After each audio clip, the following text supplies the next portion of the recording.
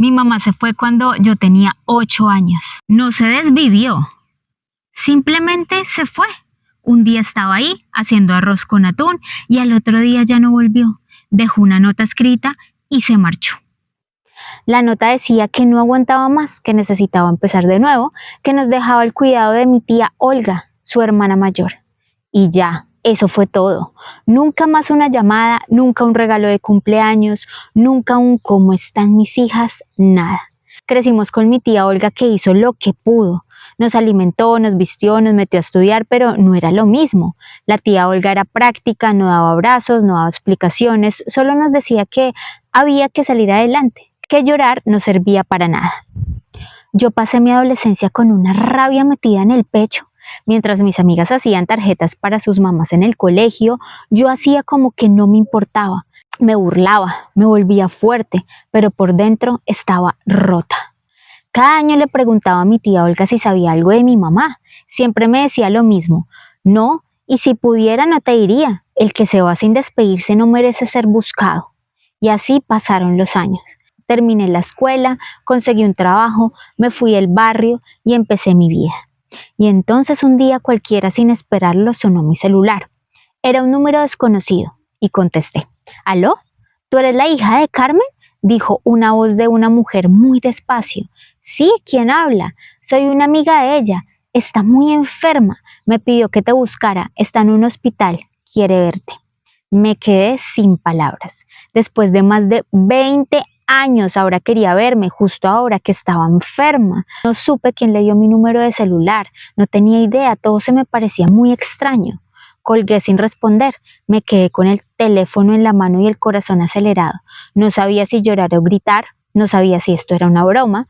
Me vinieron a la cabeza todas las veces que la esperé en una ventana, que soñé que volvía, que me preguntaba si estaba viva.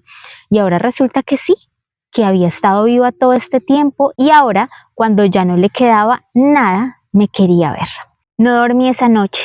Me revolcaba en la cama como si tuviera fiebre. Cada vez que cerraba los ojos me imaginaba su cara, y lo peor es que ni siquiera podía recordar bien. No sabía si tenía las mismas arrugas de la tía Olga, si seguía con el mismo pelo rizado o si se había convertido en una extraña total. Por la mañana llamé a la tía Olga, no sabía con quién más hablar.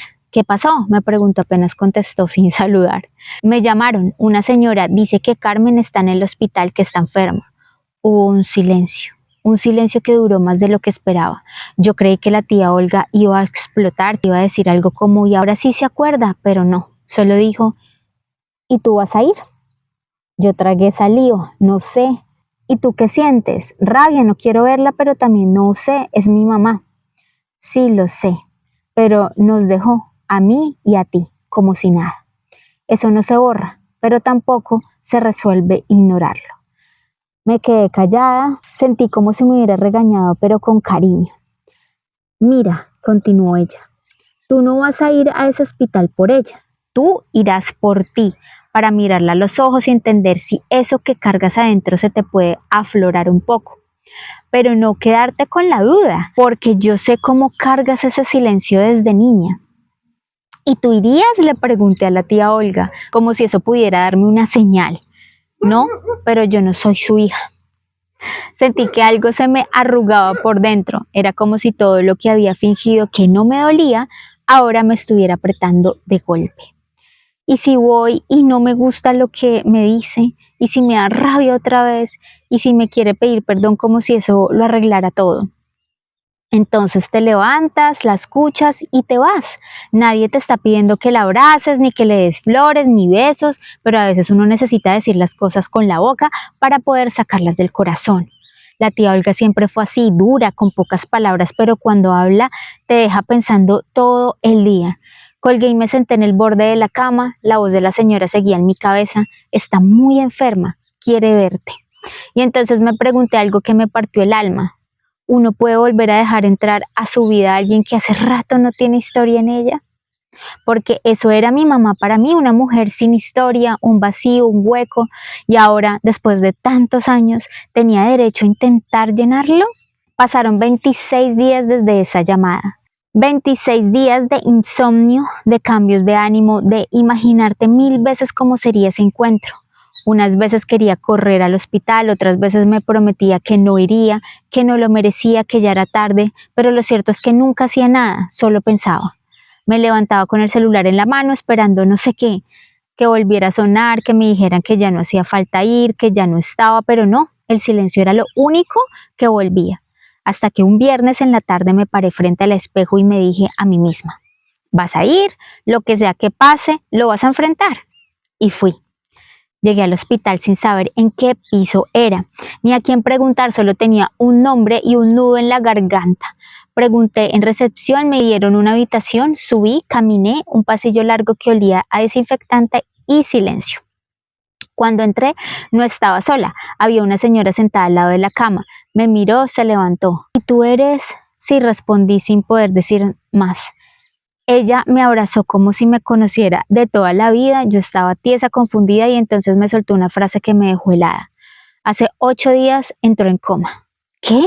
Sí, justo hace 8 días. Los médicos dicen que ya no hay mucha esperanza. Por eso me insistieron en buscar a la familia. Necesitan una decisión, si van a dejarla conectada o no.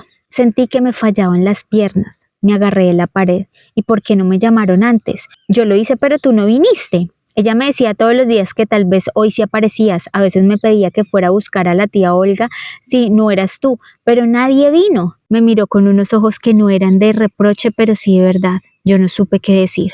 Me acerqué a la cama, ahí estaba mi mamá, tenía la cara delgada, el pelo más blanco que negro, estaba conectada a máquinas, respiraba, pero no estaba. Era la primera vez que la veía en más de 2 décadas y no podía hablarle.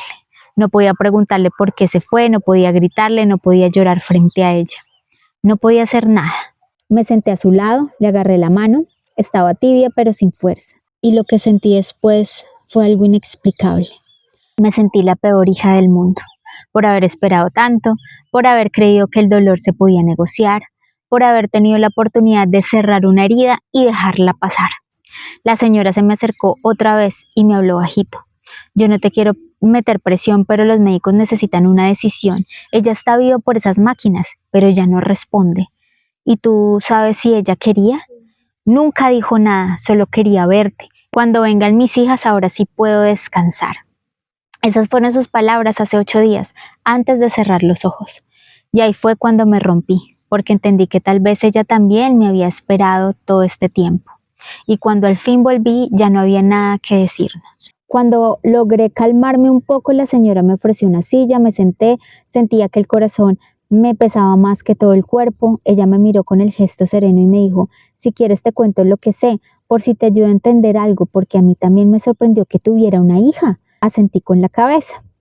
Ella me lo contó en partes, no era de hablar mucho de su pasado, solo decía que lo había dejado todo por amor, que se fue del pueblo detrás de un hombre que la enloquecía, que estaba dispuesta a cualquier cosa con tal de tenerlo a su lado. El problema fue que él le dijo que no quería hijos, que si quería estar con él tenía que dejar eso atrás. Me quedé helada, así nomás, y ella aceptó.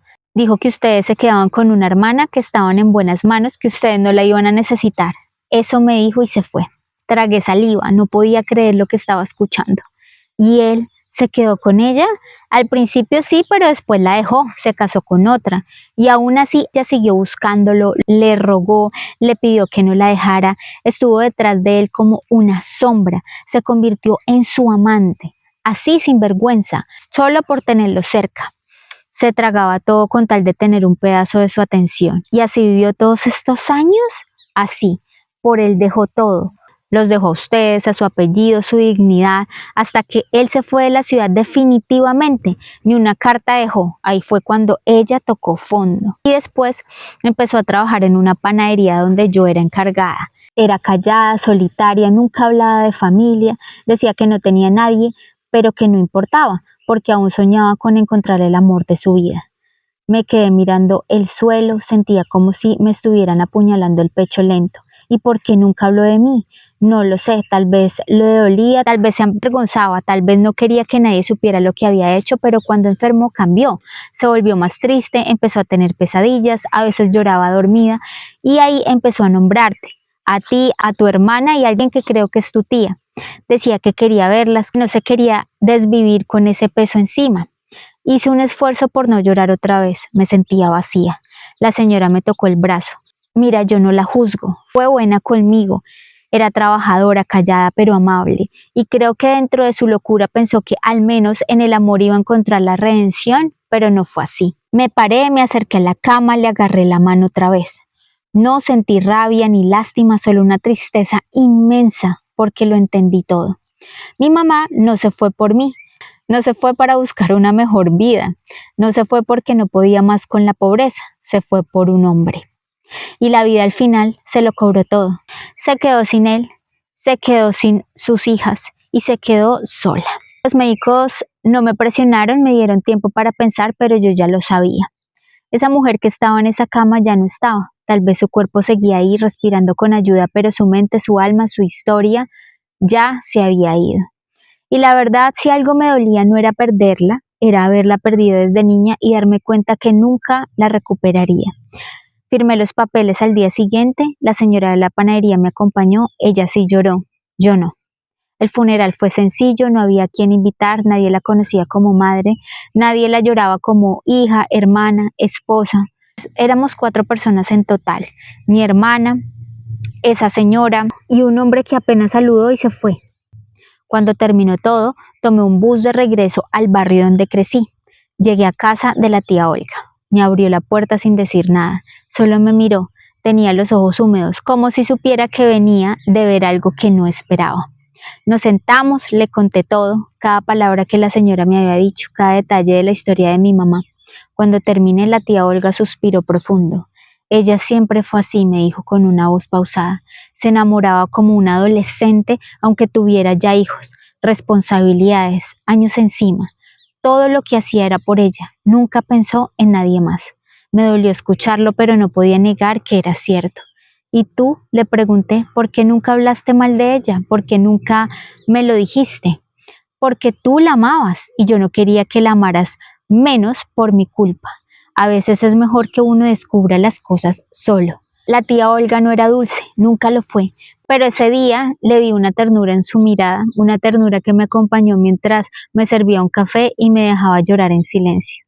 Me quedé a dormir en su casa como cuando era niña y por primera vez en años me sentí en paz. Me sentí en paz no porque todo se hubiera resuelto, no porque el dolor se hubiera ido, sino porque entendí algo muy simple y muy duro. Mi mamá me abandonó, sí, pero mi tía Olga me crió, me sostuvo y me salvó.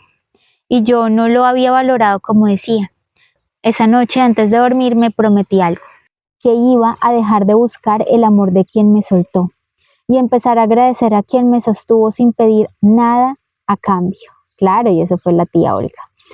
Bueno, esta historia termina con un final feliz, reconociendo que a la final la mamá sí hizo algo bueno y es haberlas dejado con la tía Olga, porque esa fue su protección, su sustento, su amor incondicional siempre estuvo para ellas, porque de otra va y la deja tirada, no sé, en el bienestar familiar, o sea, de verdad que ella no tenía la responsabilidad de tenerlos ahí, pero ella lo quiso afrontar, las quiso, las amó a su manera, nunca les faltó nada. Y es la tía Olga, yo creo que la protagonista de todo esto, porque a la final ella fue la que la sostuvo cuando más lo necesitaban. ¿Ustedes qué piensan de esta bonita historia? Por favor, dejen sus comentarios, los leemos, los queremos muchísimo.